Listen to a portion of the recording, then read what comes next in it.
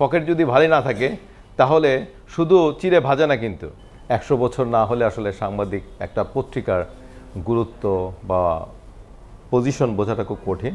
আবার 5 বছর অনেক সময় একটা মাইল ফলক। কিন্তু আমি মনে করি এই 5 বছর অত্যন্ত কঠিন একটা 5 বছরের মাইল ফলক। আসলে যখন বাণিজ্য প্রতিদিন শুরু করেছে তখন কিন্তু আমাদের ইকোনমি বলি, আমাদের সারা পৃথিবী বলি, 2020 থেকে আমরা জানি করোনার প্রভাব, তারপরে ইউক্রেন রাশিয়ার যুদ্ধ, এই পুরো সময়টাইতেই কিন্তু আমাদের ইকোনমিও কিন্তু বারবার হোঁচট খেয়েছে।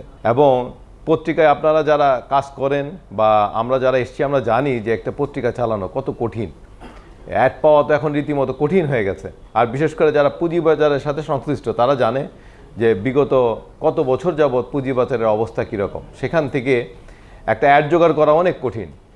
তো এই প্রতিষ্ঠানগুলো সাধারণত অ্যাড নির্ভর হয়ে থাকে এবং আসলে সত্য কথা বলতে গেলে পকেটও ভারী হতে হয়। পকেট যদি ভারী না থাকে তাহলে শুধু চিড়ে ভাজা না, কিন্তু এই চিড়ে ভাজতে গেলে কিন্তু নিজেকে স্বাবলম্বী হওয়াটা খুব জরুরি। কিন্তু এই রকম প্রতিকূল অবস্থায়ও, এই রকম একটা কঠিন সময়ের মধ্যেও বাংলাদেশ প্রতিদিন তার লেখার মাধ্যমে, তার সততার মাধ্যমে, বস্তুনিষ্ঠ বিশ্লেষণধর্মী নিউজের মাধ্যমে আমাদের মন জয় করে নিয়েছে। আর গিয়াসের কথা সবাই বলেছে, নতুন করে আমার বলার কিছু নেই। আমি খালি গিয়াসের ব্যাপারে একটা কথাই বলি, আমার চোখে মনে হয়েছে সে খুব অত্যন্ত পরিশ্রমী।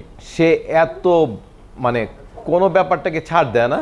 সে একটা যে কোনো ইনফরমেশন পেলেও সেই ইনফরমেশনের ডেপথে ঢুকতে পারে। যে কোনো নিউজের ডেপথে ঢুকতে পারাটা অনেক বেশি ইম্পর্ট্যান্ট।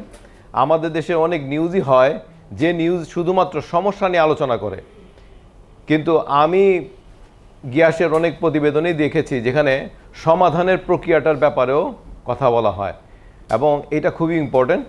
আমরা যেহেতু ফিনান্সিয়াল মার্কেটে আছি, সো বাণিজ্য প্রতিদিনের আমরা সামনের শুধু এই 6ষ্ঠ বছর না, সামনের দিনগুলো আরও বেশি এই সততা এবং বিশ্লেষণধর্মী সংবাদ পরিবেশন করবে এবং সামনের দিনে আরো সুন্দরভাবে এগিয়ে যাবে সেই প্রত্যাশাই করি। ইউএফটি ফার্স্টের সাথে ট্রেড করুন যে কোনো জায়গা থেকে, ক্যাম্পাসে ক্লাসের ফাঁকে, ঢাকার জ্যামে বসে কিংবা ঘরে বসে।